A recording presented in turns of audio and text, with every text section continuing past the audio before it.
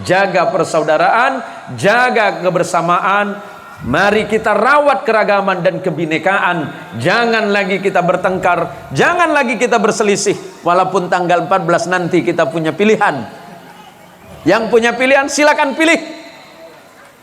Jangan karena beda warna pilihan kemudian kita tak teguran. Jangan lagi ada narasi-narasi kebencian. Jangan lagi hanya karena persoalan politik 5 tahunan kemudian kita saling membenci dan bermusuhan. Tapi justru sebaliknya, jadikan itu sebagai perekat dalam kehidupan beriman kepada Allah dan sebagai persaudaraan dalam kebangsaan. Kita hanya berharap kepada Allah dalam doa, Rabbana hab lana min azwajina wa dhurriyyatina qurrata a'yunin waj'alna lil muttaqina imama. Semoga Allah kirimkan kepada kita pemimpin yang jujur, pemimpin yang adil, pemimpin yang amanah, pemimpin yang punya akhlak, pemimpin yang bermartabat, agar Indonesia menjadi negara yang makmur, berada dalam naungan ridha Allah Subhanahu wa taala. Kemahripah loh Cinawi, toto tentrem kerto raharjo. Gak usah salat ya. Saya upah 100 juta, nggak usah diupah 100 juta pak, nggak usah. Ibu-ibu banyak ketinggalan sholat zuhur gara-gara ngantri BLT 300.000.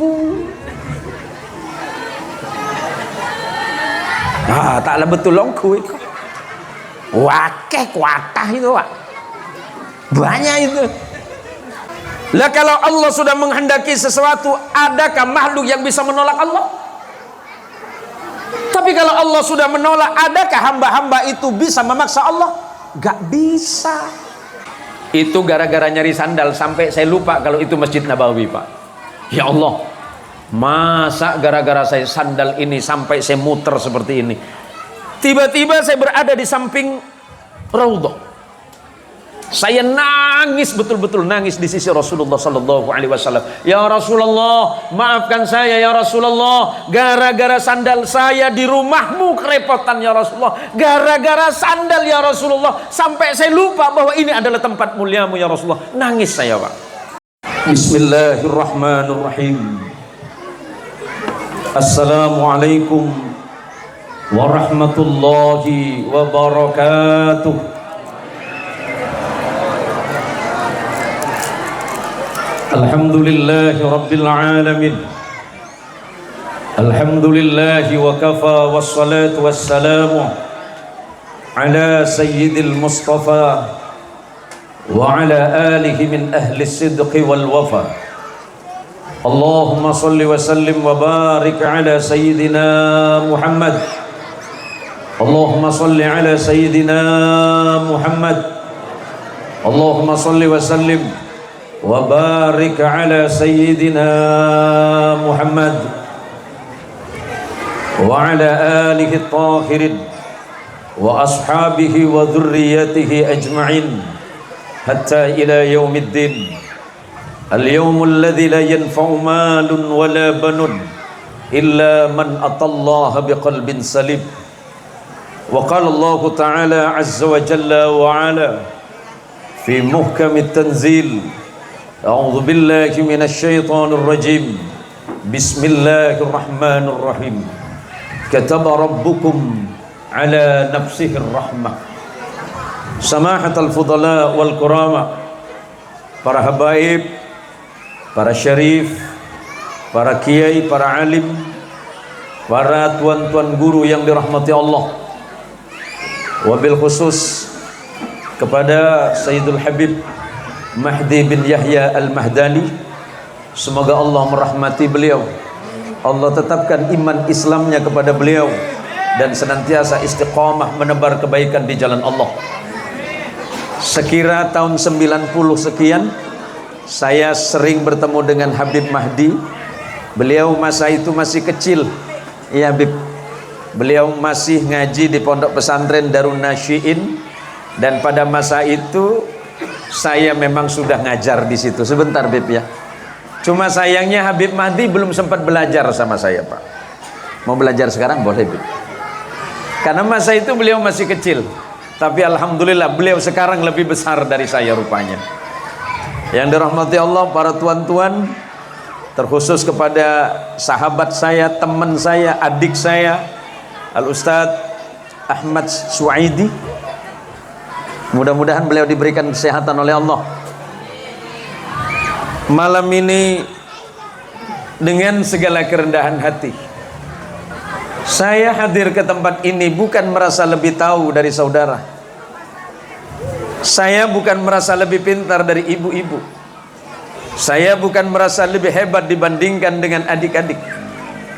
Tapi saya punya kewajiban sebagaimana yang disampaikan oleh sahibul barnamij, oleh pembawa acara barusan. Saya baru teringat, Allah mengingatkan kepada kita semuanya, ud'u ila sabili rabbika bil hikmah wal mau'izatil hasanah wajadilhum billati hiya ahsan inna rabbaka wa a'lamu biman dhalla an sabilihi wa huwa a'lamu bil muhtadin. Sebelumnya saya mohon maaf, saya ini nyampaikan pakai bahasa Indonesia apa Madura, Pak? Bahasa Indonesia saja. Bahasa Jawa boleh ya? Mas Edi, bahasa Jawa apa? Bahasa Jawa ya? Jawa mawon nggih? Nggih. Ini Maduranya ada juga. Maduranya beda. Oh, beda. Benih cuma beda nempuk ngarane. Jawa ini wonten nggih? Jawa ini enten? Enten. Tiang pundi, Pak? Oh, tanya lagi kering Madura tiang pundi, tiang listrik lagi, Pak. Saya malam ini mengajak kepada saudara sekalian untuk senantiasa menjadi hamba Allah yang baik. Karena sesungguhnya Allah menciptakan manusia itu baik. Dalam hadis qudsi Allah mengingatkan, inni khalaqtu ibadi hunafa faja'athumus syayatin wajtalathum an dinikum wa harramat ma ahlaltu lahum. Sesungguhnya aku ciptakan manusia itu semuanya bersih, bening, lurus. Tidak ada manusia yang diciptakan dalam keadaan kotor. Tidak ada manusia yang dilahirkan dalam keadaan berdosa. Semuanya bersih, bening, lurus tanpa bawa dosa apapun. Cuma persoalannya satu, kata Allah.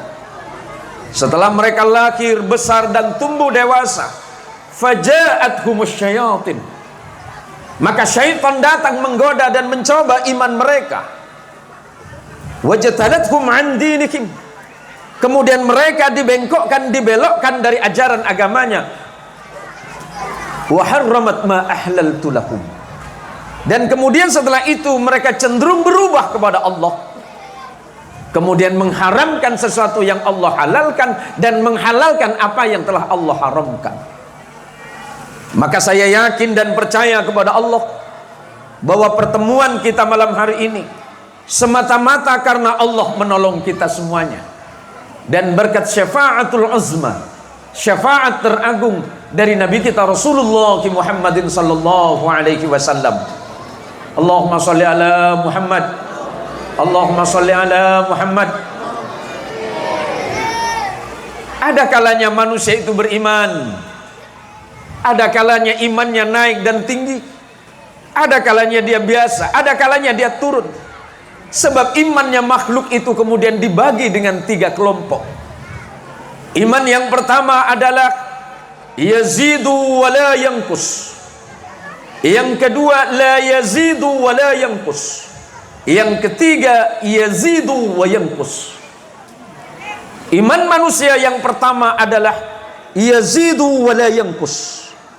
Iman yang selalu bertambah dan tidak pernah berkurang, dan itu hanya imannya Nabi kita Rasulullah Muhammadin sallallahu alaihi wasallam. Imannya Nabi tidak pernah berkurang. Imannya Nabi selalu bertambah dan bertambah. Jangankan dalam keadaan bahagia, dalam keadaan kesulitan pun, bahkan iman Nabi tidak pernah bergeser dari keadaannya, selalu bertambah imannya kepada Allah. Iman yang kedua, imannya para malaikat, la yazidu wa la yanqusu. Iman yang tidak pernah bertambah tetapi juga tidak pernah berkurang. Kenapa tidak pernah bertambah? Karena malaikat hanya diberikan iman, tapi tidak pernah diberikan hawa nafsu. Malaikat tidak pernah diberikan keinginan dan kehendak duniawi. Sedangkan yang ketiga, imannya kita. Imannya kita manusia yang ini yazidu wa yankus, bisa bertambah, bisa berkurang, bisa naik, bisa turun, bisa di posisi yang paling tengah, bisa paling di bawah, bisa juga paling di atas. Karena kondisi iman ini dipengaruhi oleh hal-hal yang bernama ujian. Maka Allah mengingatkan, ahasiban nas ayyutraku ayyaqulu amanna wa hum la yuftanun. Adakah manusia mengira dan menyangka setelah mereka berkata amanna, kami beriman kepadamu ya Allah, kalian dibiarkan begitu saja? Kata Allah, tidak. Wahum la yuftanun, padahal mereka belum diuji sama sekali. Sementara ujian itu tergantung. Ada kalanya ujian itu bisa menambah iman, ada kalanya ujian bisa melemahkan iman.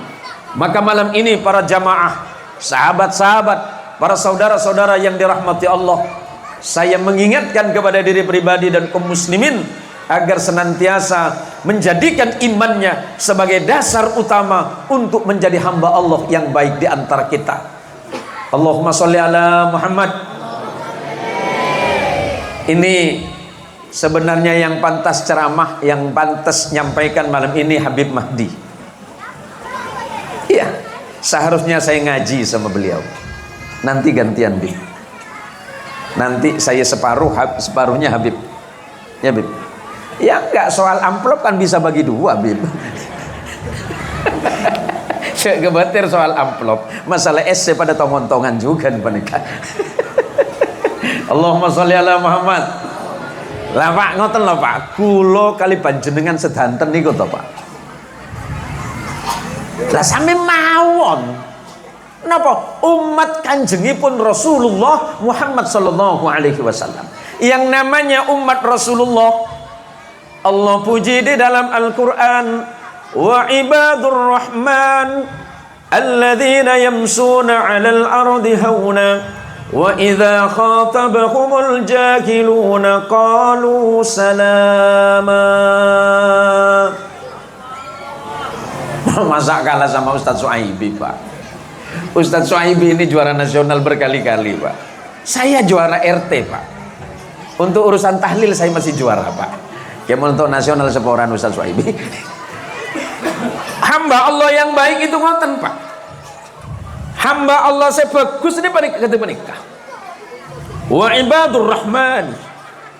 Dan adapun hamba-hamba Allah yang baik, yang penuh kasih sayang, ketika berjalan di atas muka bumi, artinya ketika dia dalam keadaan hidup,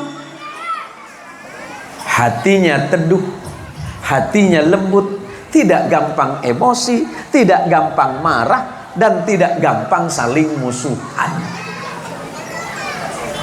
Ketika ada orang-orang jahil memperolok-olok keadaan dirinya, apakah dia membalas ucapan orang lain dengan keburukan, walaupun orang lain menghinanya, walaupun orang lain mencacinya, walaupun orang lain memfitnahnya, walaupun orang lain memfitnah keadaan dirinya, dia tidak pernah bergeser, dia tidak membalas keadaan itu, tetapi dia membalas waqalu salama.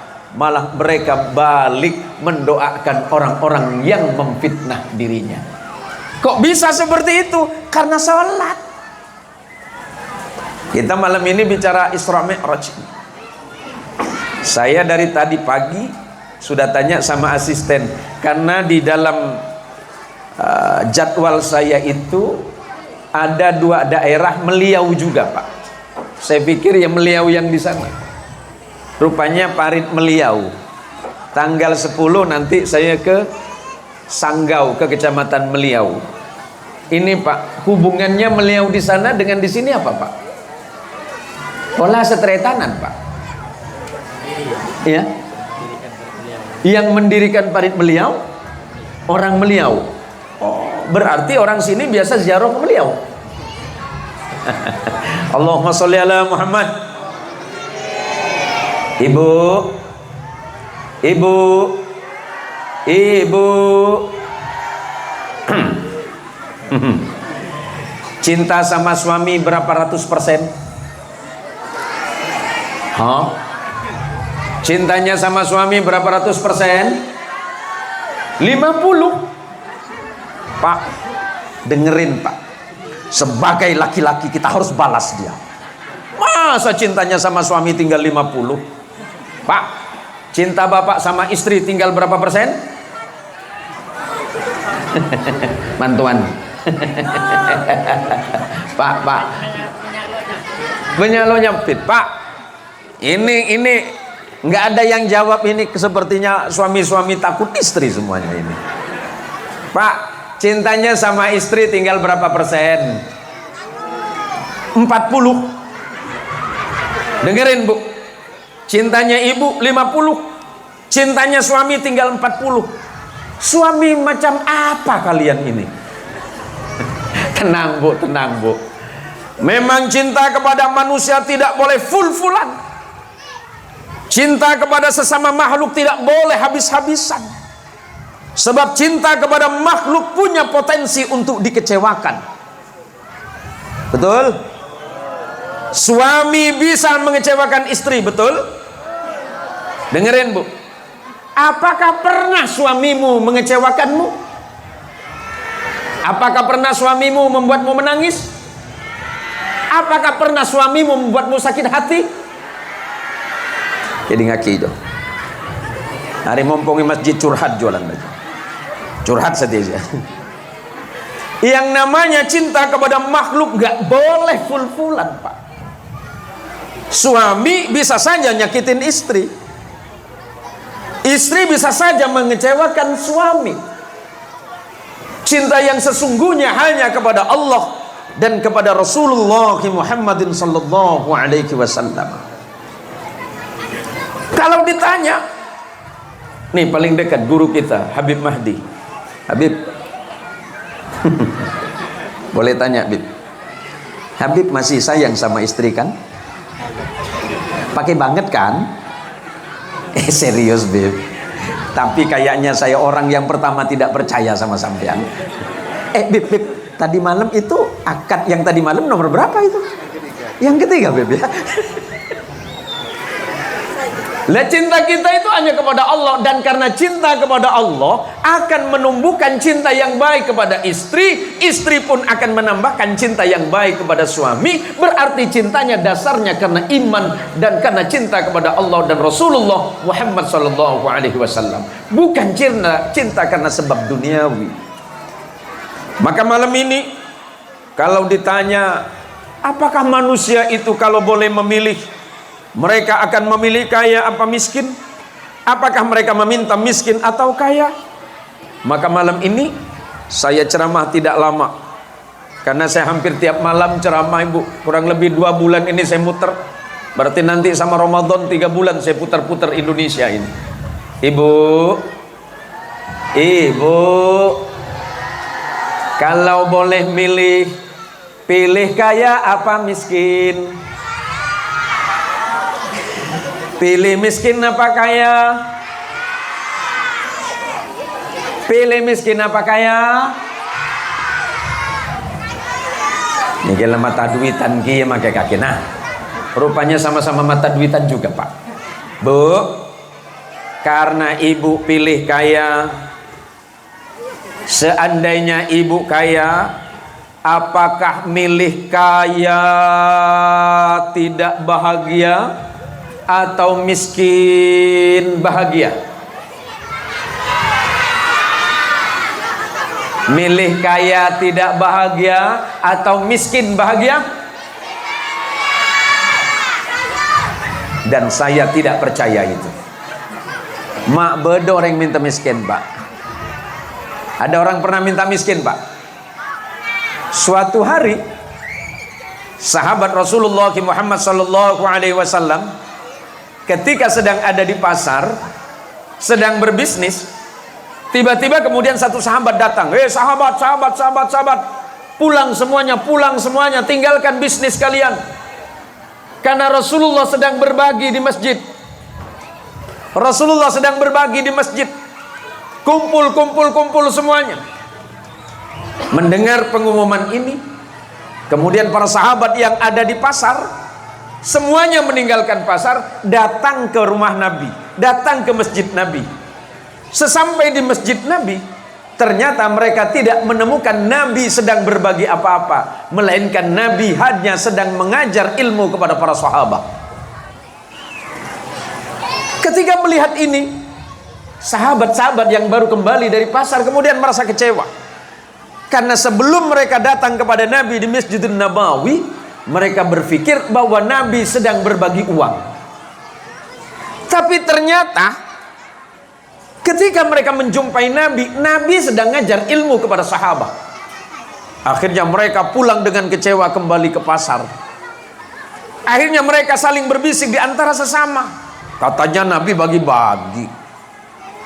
Mana yang dibagi oleh Nabi? Rupanya Nabi sedang ngajar. Maka sahabat tadi yang memberikan pengumuman mengatakan kepada mereka, apakah kalian tidak tahu bahwa sesungguhnya ilmu yang disampaikan oleh Nabi lebih baik nilainya dibandingkan dengan harta kalian? Apakah kalian tidak mengira bahwa ilmu yang disampaikan oleh Nabi lebih berharga dibandingkan dengan dunia ini? Sungguh kalian berada dalam kerugian, karena Nabi telah berbagi tapi kalian meninggalkan Nabi. Ini pertanyaan penting untuk kita, Pak. May yuridillahu bihi khairan yufaqihu fid din. Barang siapa yang Allah kehendaki menjadi baik hidupnya, maka Allah jadikan dia orang yang faqih dalam agama. Makna faqih, Al-Imam Ibnu Hajar Al-Asqalani dalam kitab Syarah Fathul Bari dalam Sahih Bukhari memaknai kata faqih al-fahmu adalah faham. Faham ilmu itu diawali dengan belajar. Kita malam ini belajar. Saya faham dan mengerti bahwa ibu insya Allah tahu tentang Isra Mi'raj. Saya mengerti bahwa bapak-bapak juga tahu tentang sholat. Tapi apa salahnya jika kita mengingatkan kembali? Sebab salah satu kewajiban di antara kita adalah saling ingat mengingatkan dalam perkara yang hak dan saling mengingatkan dalam perkara kesabaran. Tadi dibaca oleh qari, kita diingatkan tentang satu hal, tentang permohonan pertolongan kepada Allah. Allahumma sholli ala Muhammad. Mohon izin dulu saya minum sebentar, Bu, ya.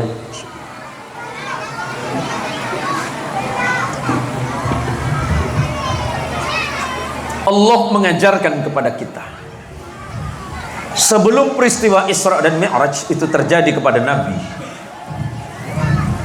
Nabi secara basyariah, secara kemanusiaan mengalami sebuah peristiwa yang membuat Nabi merasa bersedih dan merasa sangat terpukul. Pada tahun itu dua orang yang sangat dicintai Nabi wafat. Yang pertama istri Nabi yang bernama Khadijah bintu Khuwailid wafat. Khadijah Al-Kubra adalah orang pertama yang mengimani Nabi. Sebelum sahabat itu beriman kepada Nabi, orang pertama yang beriman itu Khadijah. Di samping itu, Sayyidah Khadijah adalah seorang bangsawan. Bangsawan Quraisy terhormat. Tapi ketika menikah dengan Nabi, Khadijah meninggalkan dan menanggalkan gelar bangsawannya demi untuk mengabdi kepada suaminya, yaitu Nabi Muhammad SAW. Yang ketiga, Sayyidah Khadijah itu seorang pebisnis ulung. Khadijah Al-Kubra dikenal sebagai seorang perempuan pebisnis di kota Makkah yang hebat. Beliau itu kaya raya, tapi beliau habiskan hartanya, habiskan kekayaannya demi apa? Membantu perjuangan Rasulullah. Kenapa? Karena harta yang diterima oleh Sayyidah Khadijah adalah harta yang baik, kemudian disalurkan kepada hal yang baik, yakni membantu perjuangan Rasulullah sallallahu alaihi wasallam. Di bulan Ramadan, sebelum peristiwa Isra ini terjadi, wafatlah istri Nabi yang bernama Khadijah. terpukul Nabi, bersedih Nabi berlarut-larut, berbulan-bulan lamanya Rasulullah Shallallahu Alaihi Wasallam dalam keadaan berduka karena ditinggalkan oleh istri yang tercinta. Itu Nabi sangat mencintai istrinya, menyayangi istrinya sepenuh hati. Nah ini kita ini udahlah suami biasa, Nabi bukan, Rasul bukan, orang alim bukan, ahli ibadah juga bukan, pejabat bukan. Wah, sama istri suka sembarangan. Bener Pak? Bener gak? Lek Suaidi, kalau mudah-mudahan enggak, seandainya istrimu wafat, seandainya, jangan amin dulu, ini malah mau amin ini. Seandainya istri sampean meninggal, apa yang sampean rasakan? Paling ngarebe, alhamdulillah ngapula tak dari kemarin ya Allah. Oh, Nabi nggak gitu Pak. Nabi itu bersedih. Tak lama kemudian wafat paman beliau yang bernama Abu Talib, paman dari ayahnya. Karena Abu Talib itu adik dari ayah Nabi yang bernama Abdullah bin Abdul Muttalib. Abdul Muttalib punya putra, salah satunya Abu Talib. Abu Talib melahirkan putra yang bernama Ali bin Abi Thalib, yang kelak diambil menantu karena menikah dengan Fatimah Az-Zahra bintu Rasulullah. Kedua orang yang wafat ini menyebabkan Nabi terpukul. Maka pada tahun itu disebut atau dikenal sebagai Amul Hazan, tahun kesedihan dan tahun duka cita Rasulullah Sallallahu Alaihi Wasallam. Allah sangat mencintai Nabi, Allah sangat menyayangi Nabi, maka Allah kemudian memanggil Nabi, menghibur hati Nabi, menghibur kesedihan Nabi melalui peristiwa Isra wal Mi'raj Nabi Muhammad Sallallahu Alaihi Wasallam. Singkatnya, dalam peristiwa Isra inilah dan pada Mi'raj inilah kemudian Rasulullah menerima perintah salat sebagai tanda bahwa ketika engkau berduka dan bersedih Muhammad, salatlah. Sampaikan kepada umatmu bahwa salat bukan hanya sekedar kewajiban, tapi salat dapat menghilangkan kedukaan, salatmu menghilangkan kesedihan, salatmu menghilangkan kecemasan, salatmu bisa menghilangkan rasa was-was, salatmu bisa menghilangkan ketakutan. Maka Allah katakan, wasta'inu bis sabri was salat wa innaka lakabiratun illa 'alal khashi'in alladzina yadhunnuna annahum mulaqu rabbihim wa annahum ilayhi raji'un. Wasta'inu bis sabri was salah. Panitia ngumpulin kita malam ini sesungguhnya bukan karena panitia, Pak. Panitia itu hanya sebab, panitia itu hanya wasilah. Kita bisa datang ke tempat ini karena Allah menolong kita. Kule sarang panjenengan, saya tambah bahasa Madura Pak ya. Thank you man Tuhan. Kule sarang panjenengan bisa abejeng, benih karena bisa Pak. Benih karena abah mampu, benih karena abah sehat. Kule sarang panjenengan bisa berangkat ke masjid Hidayatul Muslimin Kak Dintoh karena tolongin sarang Gusti Allah. Muntai tolongin Allah tak kira bejeng. Kalau kita tidak ditolong Allah nggak mungkin sholat. Mau sesehat apapun kalau Allah nggak nolong nggak sholat. Matur ngapunten niku lho. Seporana mohon maaf. Bukan karena rumah kita depan masjid menyebabkan kita rajin ke masjid, enggak. Bukan nyinggung yang depan masjid, mboten Pak, mboten. Saestu kita bisa berangkat ke sini sholat, alasannya bukan karena rumah kita berdampingan dengan masjid, bukan. Karena Allah menolong hati hambanya. Maka ketika kita baca Fatihah setiap sholat, kita berdoa, kita membaca kalimat dan ayat iyyaka na'budu wa iyyaka nasta'in. Hanya kepadamu ya Allah dengan kesungguhan hati aku menyembah kepadamu Gusti. Hanya kepadamu ya Allah aku memohon pertolongan. Kalau bukan Engkau yang menolongku ya Allah, tak mungkin aku salat. Kalau bukan Engkau yang menolongku ya Allah, tak mungkin aku bisa sujud. Kalau bukan Engkau yang menolongku ya Allah, tak mungkin aku ruku. Maka matur suwun ya Allah, matur nuwun Gusti Allah. Terima kasih Gusti Allah, karena kami dituntun hati kami, dikuatkan hati kami bisa melaksanakan salat. Maka Nabi Ibrahim alaihi salatu wassalam mengajarkan kita doa kepada Allah, Rabbi ij'alni muqimas shalah wa min dzurriyyati rabbana wa taqabbal du'a. Ya Allah Gusti, jadikan kami orang-orang yang muqimis salat, orang yang senantiasa istiqomah dalam salat, istiqomah dalam sujud, istiqomah dalam penghambaan. Jadikan anak kami seperti itu ya Allah, orang-orang yang rajin salat, yang rajin ruku, yang rajin sujud. Dengan pertolongan-Mu ya Allah, maka terimalah doa dan harapan kami. Allahumma sholli ala Muhammad, Allahumma sholli ala Sayyidina Muhammad. Kita berada di antara orang-orang solih, kita ada di antara Habib Mahdi, kita di antara kiai-kiai, kita ada di antara orang-orang yang hatinya lembut.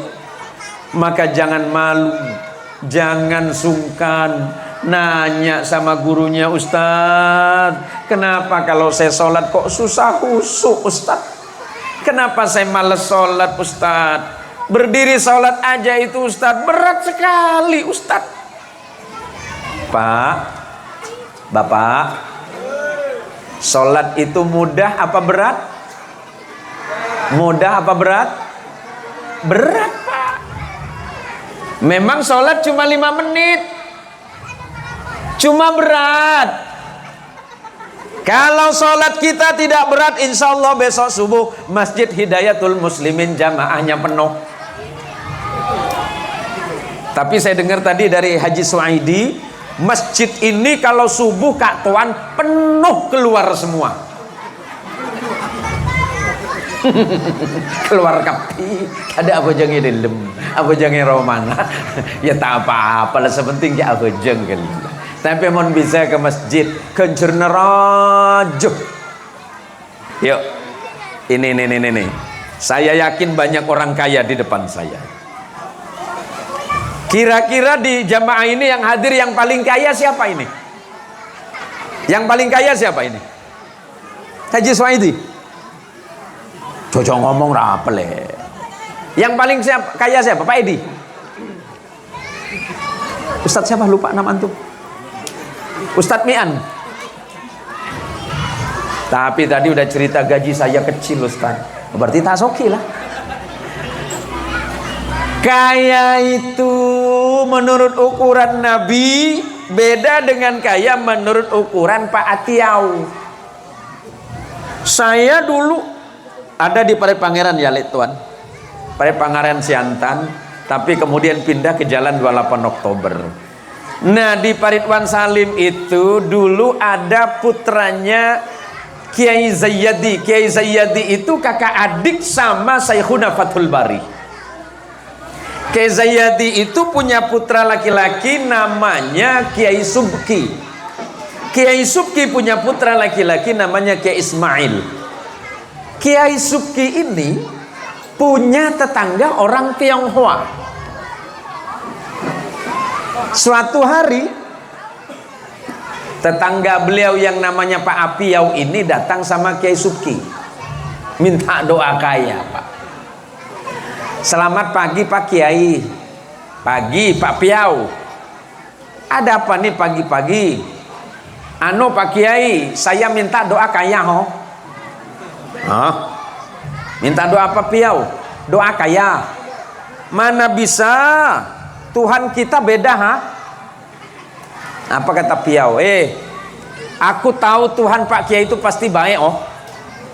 Ngapa kau tak minta dengan Tuhan kau? Tuhan aku tak baik ah.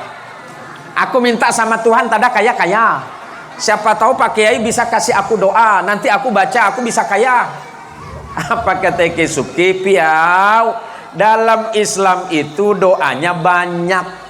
Tapi kalau mau piau nanti pulang baca Fatihah 1000 kali.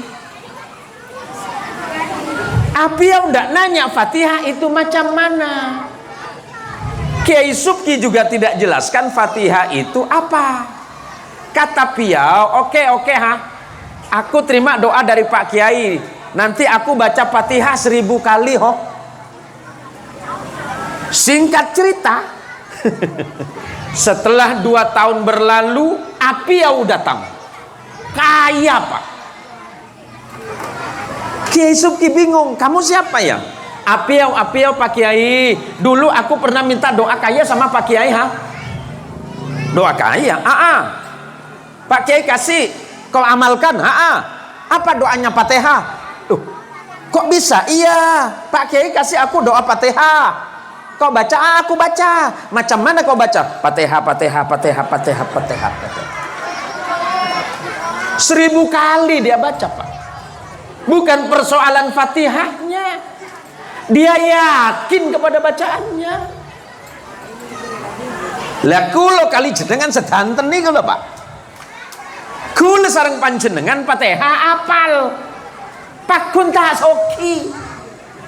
Tetap nggak kaya-kaya. Masalahnya di mana? Ketika kita membaca ayatul Fatihah tidak muncul keyakinan bahwa yang mendengar ini adalah Allah, yang menerima ini adalah Allah, yang menjadikan saya miskin dan kaya Allah, yang menjadikan saya hidup sehat selamat itu Allah, yang menjadikan segala sesuatu itu Allah. Kita tidak yakin. Kalau mau tukar bisa. Tapi apa kata Nabi Sallallahu Alaihi Wasallam? Orang yang paling kaya itu orang yang sholat subuh. Rakaataini minal fajri khairum minad dunya wa ma fiha.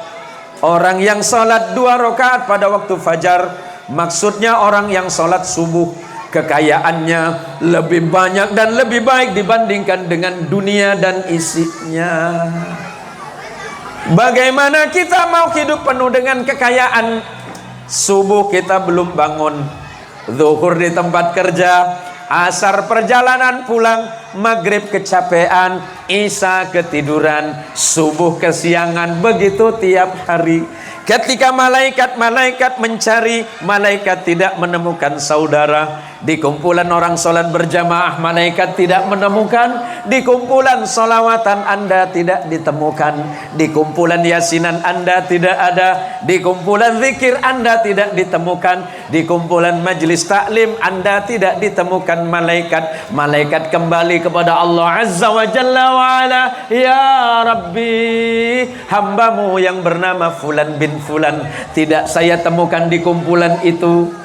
Kemudian rezekinya saya bawa kembali ya Allah. Kalau orang sudah barisan paling depan, subuhnya paling awal, malaikat menunggu di pintu masjid, dicatat paling awal. Weh, ini paling kaya nanti. Wah. Datang lagi yang kedua, ini sukses. Datang yang ketiga, ini hebat. Datang yang terakhir jam 7. Apa kata malaikat? Tuh, tanam mulan nana. Lebegi ke lainnya mulai. Artinya apa? Wasta'inu bis sabri was salah. Mohonlah kita pertolongan kepada Allah melalui apa? Sabar. Sabar atas ibadah. Sabar atas perintah Allah. Sabar atas perkara yang Allah turunkan kepada kita. Sabar atas ujian hidup. Dan yang berikutnya, kita bisa minta tolong kepada Allah melalui salat.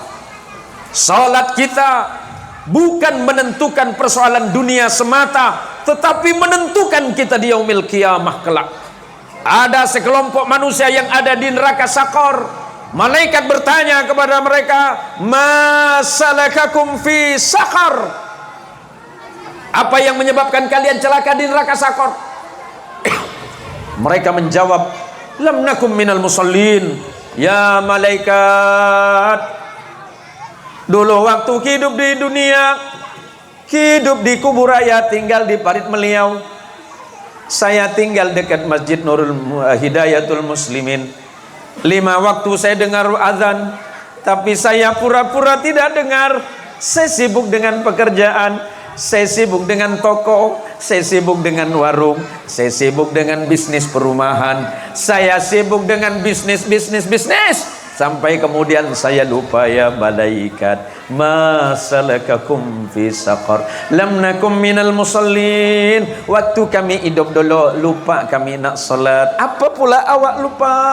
Banyak hal yang membuat kami lupa, malaikat. Waktu itu saya nak berangkat ke masjid, tahu-tahu depan masjid ada yang nelpon, malaikat. Ujung-ujungnya saya balik kanan, malaikat, tak jadi masuk masjid. Pak Edi, kalau besok pagi subuh pas azan di dalam masjid, Pak Edi di depan pintu, waktu kalimat as-salatu khairum minan naum, tiba-tiba ada yang telepon Pak Edi. Assalamualaikum Pak Edi. Waalaikumsalam. Dengan siapa Pak? Itu yang kemarin Pak Edi, yang uang saya janjikan 5 miliar itu loh Pak.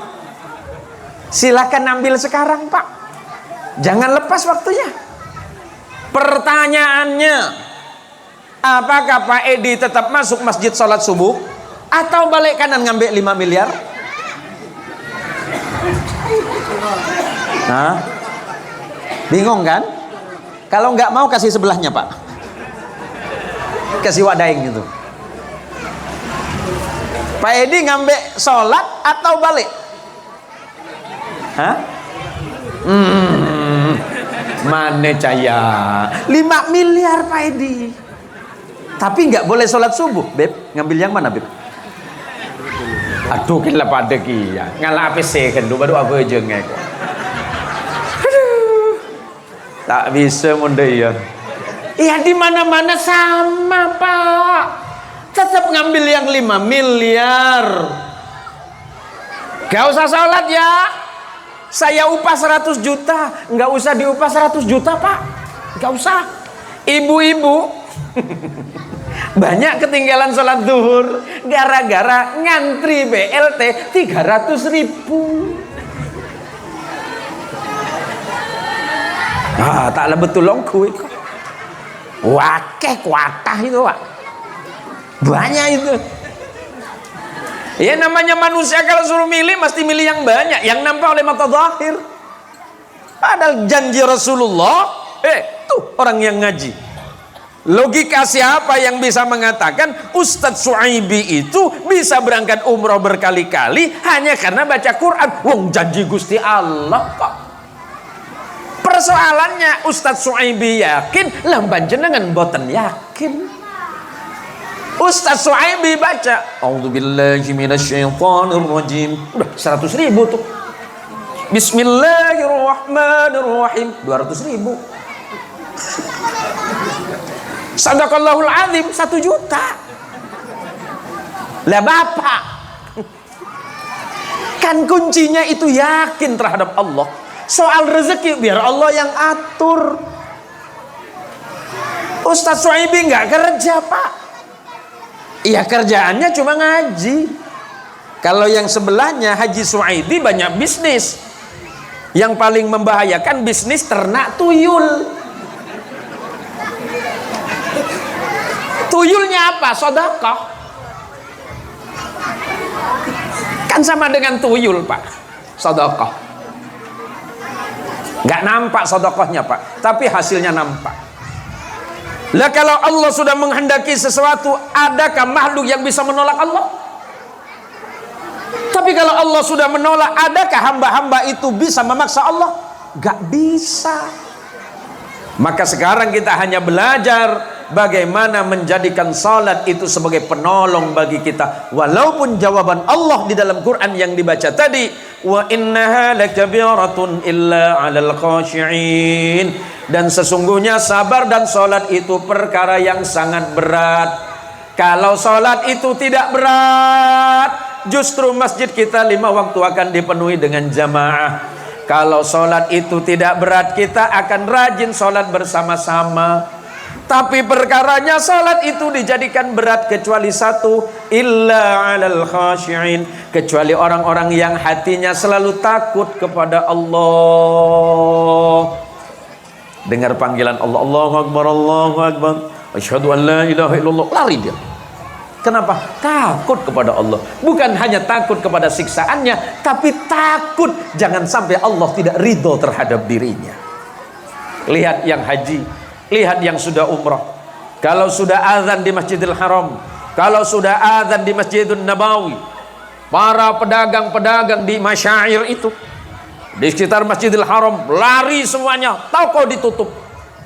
Kalau ditanya, kenapa ditutup Tuhan? Oh, rezeki ini kecil, harta ini kecil, tidak ada apa-apanya dibandingkan sujud saya kepada Allah. Lihat, apakah ditutup? Enggak ada yang ditutup, Pak, cuma ditinggalin. Aman, aman.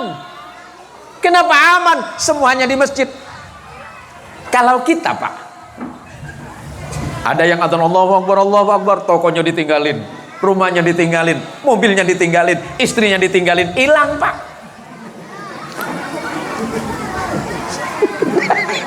Jagle bib, pada magi kuluban pancenengan bib, sandal lampu hilangi masjid. Saya pernah kejadian waktu umroh tahun 2019 bib. Saya kebetulan diajak teman-teman dan jamaah di Solo, karena saya sering ke Solo, Pak. Saya sering isi kajian di Solo. Jadi waktu sholat subuh Habib, sandal saya baru dibelikan sama istri. Tahu-tahu sehabis sholat subuh saya masih ikut pengajian para syekh. Karena biasanya saya kalau umroh mesti ngaji kepada para syekh dulu. Ngaji beberapa kitab, tapi termasuk yang sering saya ikuti itu adalah Syarah Muslim. Karena keasikan ngaji, jam 7 sandal saya hilang dalam hati saya. Ya Allah, jangankan Masjid Hidayatul Muslimin Parit Meliau, ya Allah, Masjid Nabawi aja sandal hilang, ya Allah. Apa boleh masjid di kampung, ya Allah. Pun perlu benih cuma sandal ban tanggaan hilang, ya Allah. Saya nyeletuk dalam hati, ya Allah terima kasih, ya Allah. Saya enggak apa-apa. Tahu-tahu saya cari, karena Bapak kan tahu kalau di dalam masjid itu kan ada kotak sandal itu. Ada kotak-kotak sandal. Tahu-tahunya saya tanya dengan para petugas dengan bahasa Arab. Cuma petugasnya bilang, "Hina ya nih, sebelah sana itu. Coba kamu nanti ambil di Arbiyah itu. Arbiyah itu dorongan itu, ambil di sana." Itu gara-gara nyari sandal sampai saya lupa kalau itu Masjid Nabawi, Pak. Ya Allah, masa gara-gara saya sandal ini sampai saya muter seperti ini. Tiba-tiba saya berada di samping Raudhah. Saya nangis, betul-betul nangis di sisi Rasulullah sallallahu alaihi wasallam. Ya Rasulullah, maafkan saya ya Rasulullah, gara-gara sandal saya di rumahmu kerepotan ya Rasulullah. Gara-gara sandal ya Rasulullah sampai saya lupa bahwa ini adalah tempat muliamu ya Rasulullah. Nangis saya, Pak. Tak lama kemudian petugas itu datang. Haji. Intagak katanya. Ini punyamu. Oh, aritang sandal ya gitu.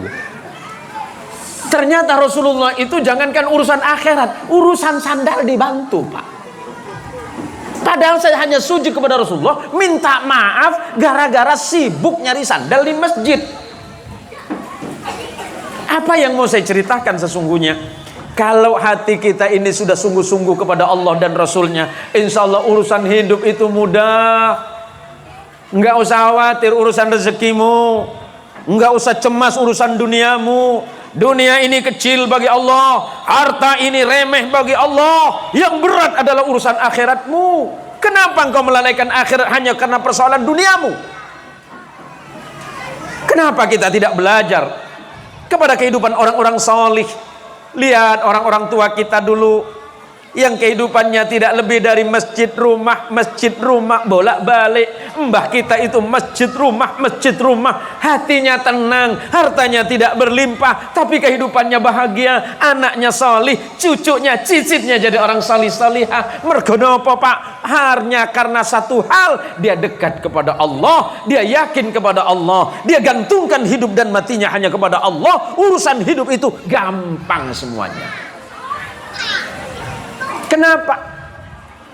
Alladzina yadhunnuna annahum mulaqu rabbihim, orang yang takut kepada Allah, orang yang khusyuk di dalam salatnya. Ketika dia salat diawali dengan takbir, yakin bahwa dia sedang menghadap kepada Allah. Betapa malunya diri ketika angkat kedua belah tangan, Allahu Akbar. Timbul rasa takut kepada Allah, timbul kekhawatiran, ya Allah, betapa banyaknya dosa saya ya Allah, betapa banyaknya salah saya selama ini ya Allah. Engkau tahu aku ini banyak berbuat dosa, Engkau tahu aku banyak berbuat maksiat, tapi Engkau masih menjamin hidupku ya Allah. Betapa agungnya Engkau ya Allah. Pada saat itulah, walaupun kita salat dalam keadaan keterbatasan, walaupun salat kita bukan salat yang baik, walaupun salat kita bukan salat yang sempurna, maka insya Allah Allah menatap kita dengan cintanya.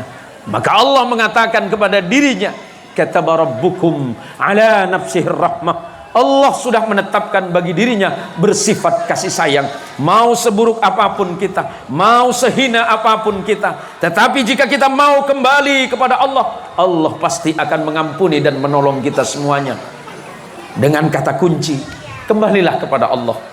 Jangan lagi keluar dari jalan Allah, jangan lagi berpaling dari agama Allah, jangan lagi berpaling dari ajaran Rasulullah sallallahu alaihi wasallam. Allahumma shalli ala Muhammad. Sudah jam berapa ini? Ya.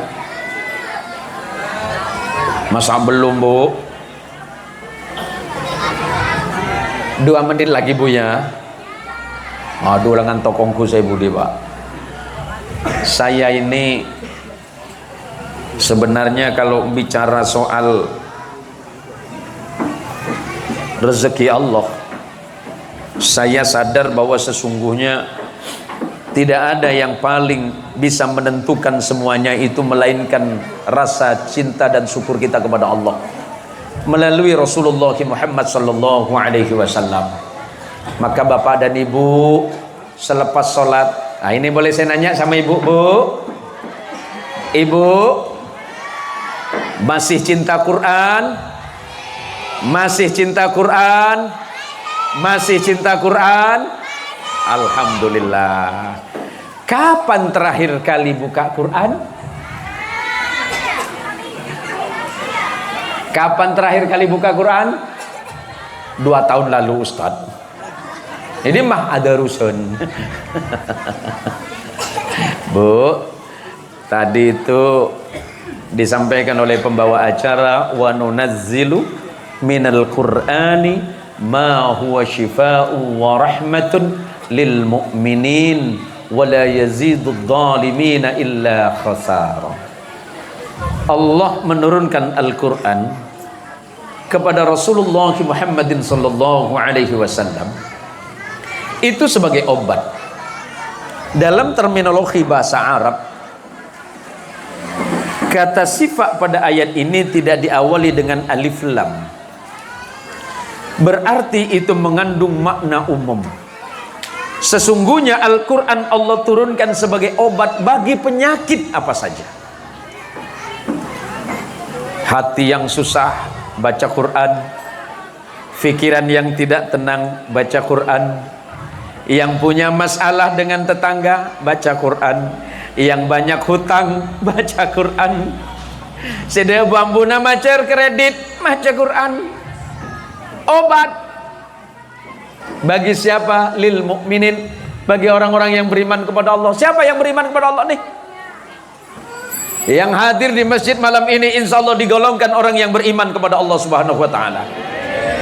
Siapa yang menjamin? Rasulullah. Lah sampean cuma duduk ini digolongkan orang beriman, Pak. Idza ra'aitumur rajula i'tadu bil masajid fashhadu lahu bil iman, kata Rasulullah. Kalau engkau melihat orang lain masuk masjid, cinta masjid, duduk di masjid, hatinya terpaut ke masjid, saksikanlah mereka bahwa mereka itu dalam keadaan iman. Kalau sudah iman ke Allah, masuk surga. Pasti.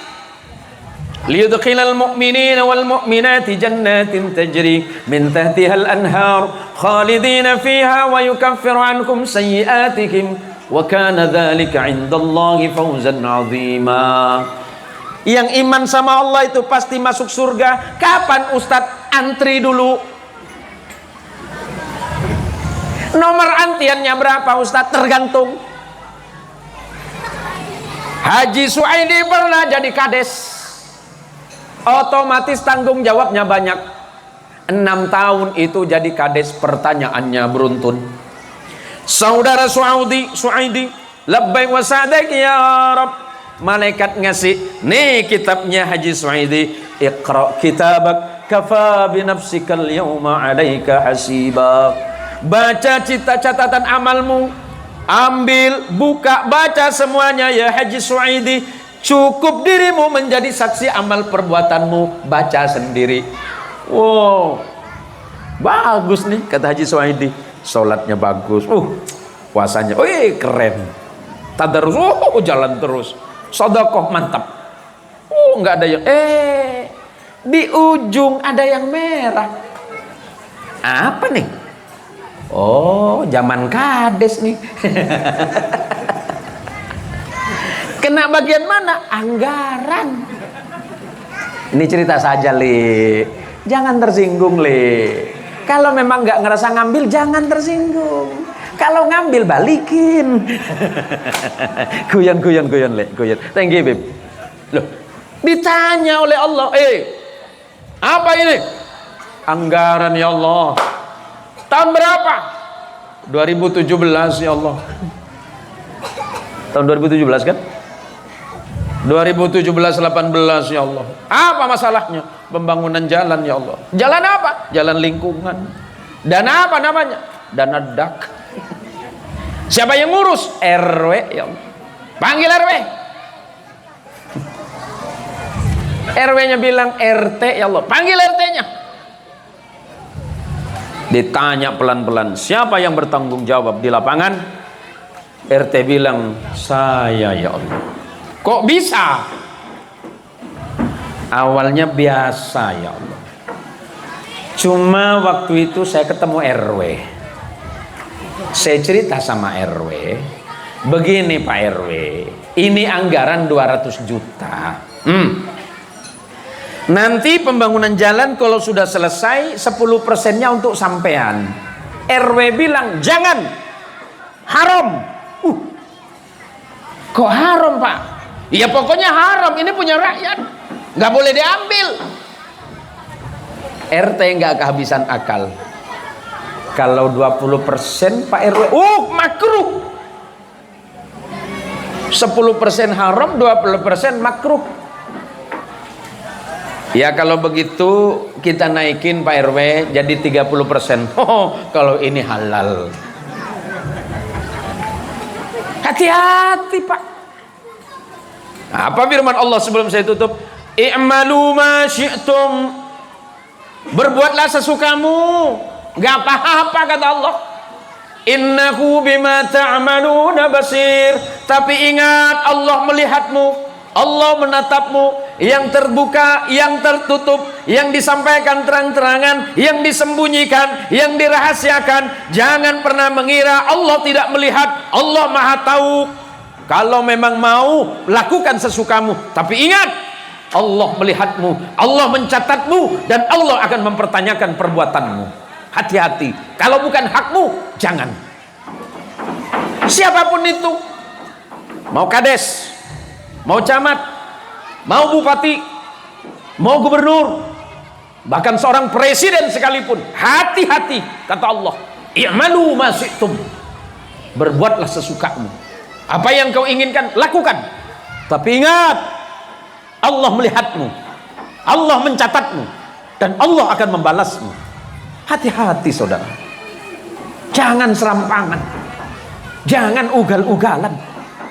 Saya tidak sedang kampanye. Enggak. Saya cuma mengingatkan agar saya tidak dituntut oleh Allah. Karena kewajiban saya ud'u ila sabili rabbika bil hikmah. Ajak manusia itu ke jalan Allah Tuhanmu bil hikmah, dengan contoh dan keteladanan. Siapa yang harus jadi contoh? Para pemimpin-pemimpin, para kiai, para ustadz, para habaib, para orang-orang solih yang harus jadi contoh. Yang kedua, wal mau'izatil hasanah, berikan mereka nasihat yang baik. Kalau nggak mau dengar, ya biarin, kata Allah. Yang penting nasihatnya sudah sampai. Sebab kata Nabi, innama ana muballighun wallahu yahdi. Aku ini hanya menyampaikan, urusan hidayah itu urusan Gusti Allah. Percaya nggak percaya bukan urusan. Yakin tidak yakin nggak masalah, karena semuanya kembali kepada pribadi masing-masing. Yang terakhir kata Allah dalam Quran, wajadilhum billati hiya ahsan.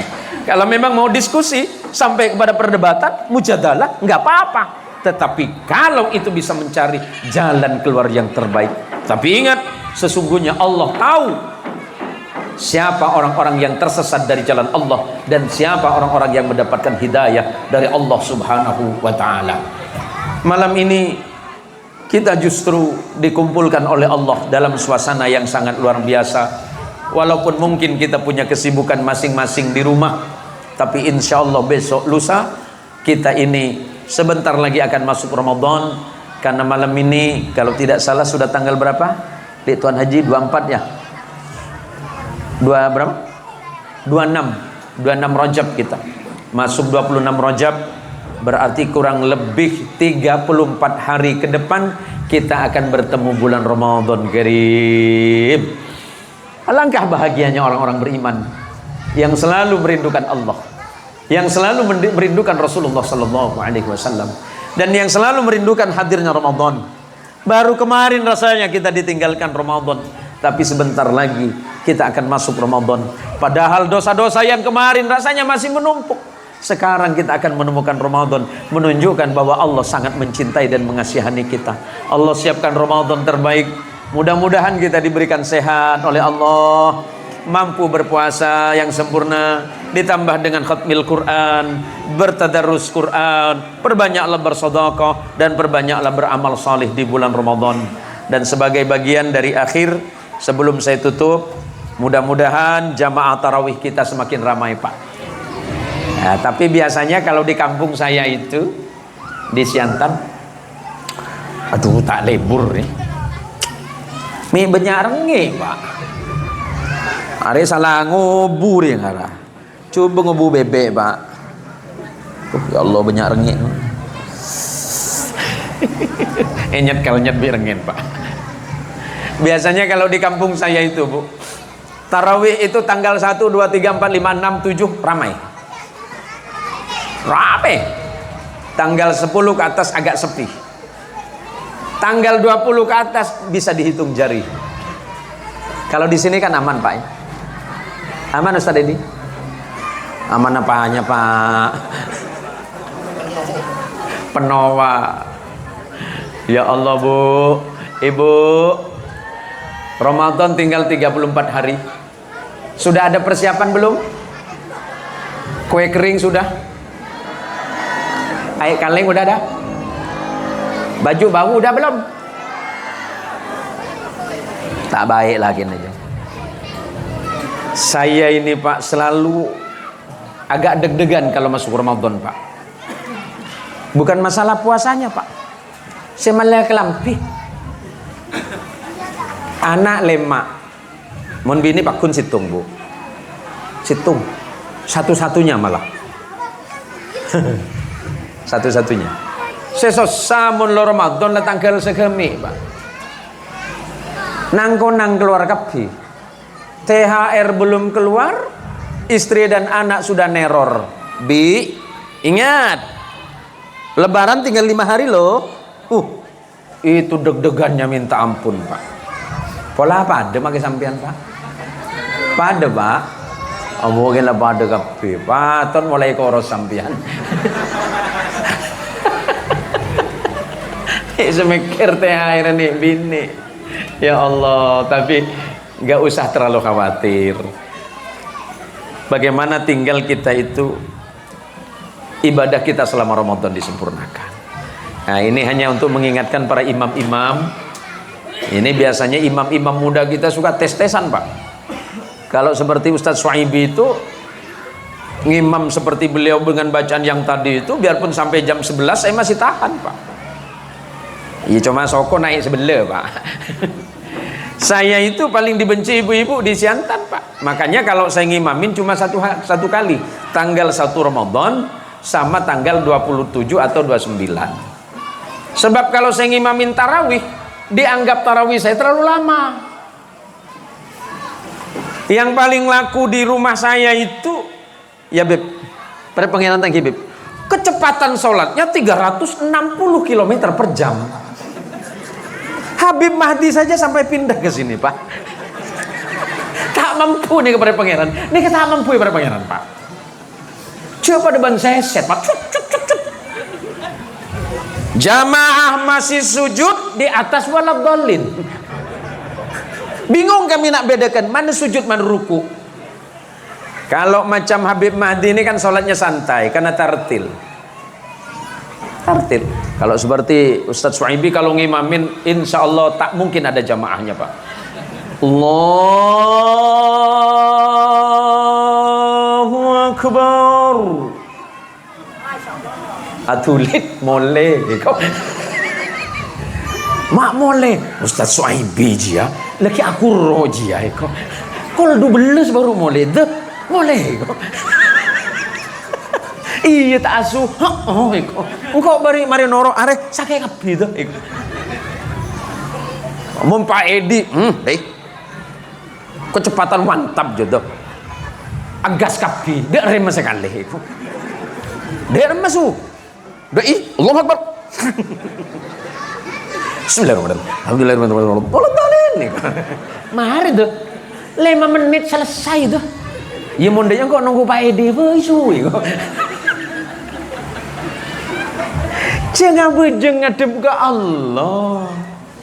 Jangan terlalu cepat juga jangan terlalu lambat. Terlalu cepat menghilangkan tumak ninahnya. Tumak ninah paling sederhana biqadri subhanallah. Tumak ninah itu tenang sesaat antara satu rukun dengan rukun berikutnya, baik rukun bacaan atau rukun gerakan. Kalau sudah tumak ninah menunjukkan hatinya tenang kepada Allah, dia tidak terburu-buru dalam solatnya. Sebab solatnya seorang hamba adalah pertemuan hatinya dengan Allah. Kalau hatinya sudah bertemu dengan Allah, teduh, bening, tidak ada keraguan, tidak ada rasa takut. Juga jangan terlalu lambat, kasihan ibu-ibu yang masih punya anak. Sebab pernah kejadian zaman Nabi, Nabi pernah mempercepat sedikit sholatnya ketika Nabi mendengar seorang bayi yang menangis. Karena Nabi khawatir jangan sampai ibu sang bayi terganggu dengan sholatnya. Jangan terlalu cepat juga jangan terlalu lambat. Ukurannya pas-pas saja. Kalau saya jadi imam, ibu-ibu gerutu semua. Tak suka. Kata Upin Ipin tak lucu. Tak suka. Siapa imam? Ustaz Jan kata, balik je kata. Saya dolok tu Pak, sama tetangga dikirain orang Bugis. Saya jadi imam awal mula, pindah dari Pangeran, pindah ke Swasembada. Saya dikirain orang Bugis. Karena saya suka ngolok-ngolok orang Bugis. Masih bisa bahasa Bugis, Pak? Wah, agak kareba. Madeceng. Pura ni mandre. Pura. Awak kita ngakan kia ke.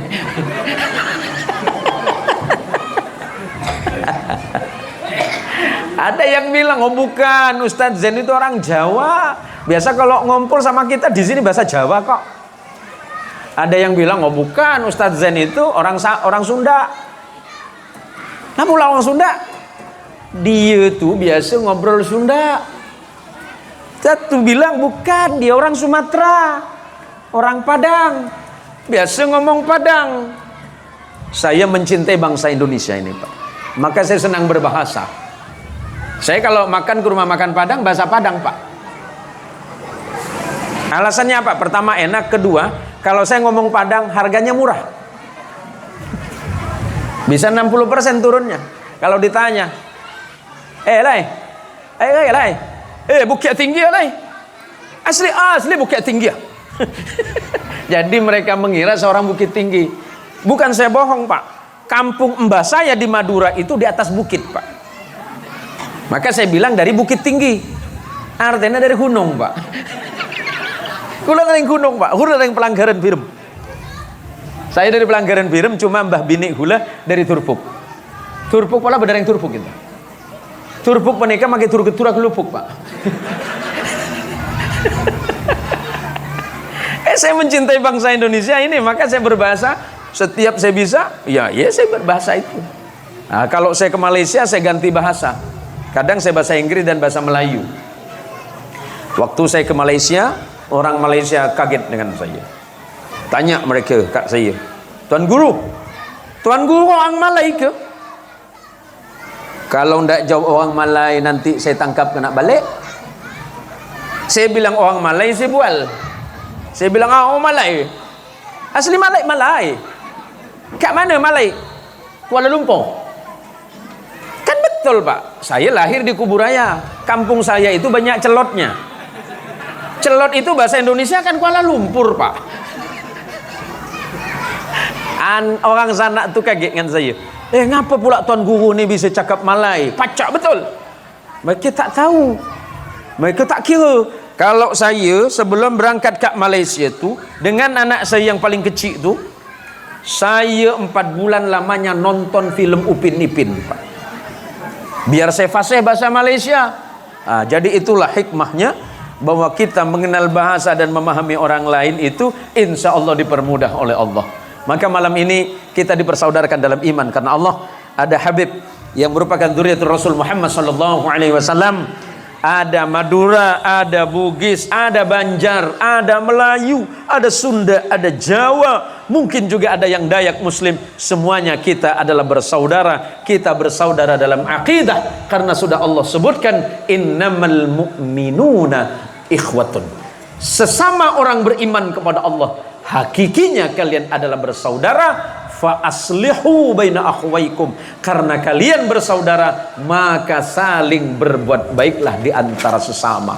Orang Madura tidak lebih baik dari Jawa. Jawa tidak lebih hebat dibandingkan dengan Sunda. Sunda pun tidak mungkin lebih hebat dibandingkan dengan Melayu. Melayu tidak lebih hebat dibandingkan dengan Banjar. Yang menjadi terbaik di hadapan Allah, inna akramakum indallahi atqakum. Dan sesungguhnya orang yang paling mulia dalam pandangan Allah adalah orang-orang yang bertakwa di antara kalian semuanya. Jaga persaudaraan, jaga kebersamaan. Mari kita rawat keragaman dan kebinekaan. Jangan lagi kita bertengkar, jangan lagi kita berselisih. Walaupun tanggal 14 nanti kita punya pilihan. Yang punya pilihan silakan pilih. Jangan karena beda warna pilihan kemudian kita tak teguran. Jangan lagi ada narasi-narasi kebencian. Jangan lagi hanya karena persoalan politik 5 tahunan kemudian kita saling membenci dan bermusuhan. Tapi justru sebaliknya, jadikan itu sebagai perekat dalam kehidupan beriman kepada Allah dan sebagai persaudaraan dalam kebangsaan. Kita hanya berharap kepada Allah dalam doa, Rabbana hab lana min azwajina wa dhurriyyatina qurrata a'yunin waj'alna lil muttaqina imama. Semoga Allah kirimkan kepada kita pemimpin yang jujur, pemimpin yang adil, pemimpin yang amanah, pemimpin yang punya akhlak, pemimpin yang bermartabat, agar Indonesia menjadi negara yang makmur, berada dalam naungan ridha Allah Subhanahu wa taala. Kemahripah loh Cinawi, toto tentrem kerto raharjo. Ini saja yang bisa saya sampaikan. Terima kasih kepada seluruh panitia, Pak Edi matur suwun sangat, Haji Suwaidi, kepada para ustadz Qari yang luar biasa, Habib Mahdi, mohon ngapunten jika apa yang saya sampaikan banyak khilaf Habib, banyak kesalahan datang itu dari saya yang bodoh, sementara kebenaran itu datangnya dari Allah Subhanahu wa taala. Mudah-mudahan kita istiqamah dalam kebaikan dan dipanjangkan usia hingga Ramadan yang akan datang. Hadanallahu wa iyyakum ajma'in. Wallahul muwaffiq ila aqwamit thariq. Assalamualaikum warahmatullahi wabarakatuh.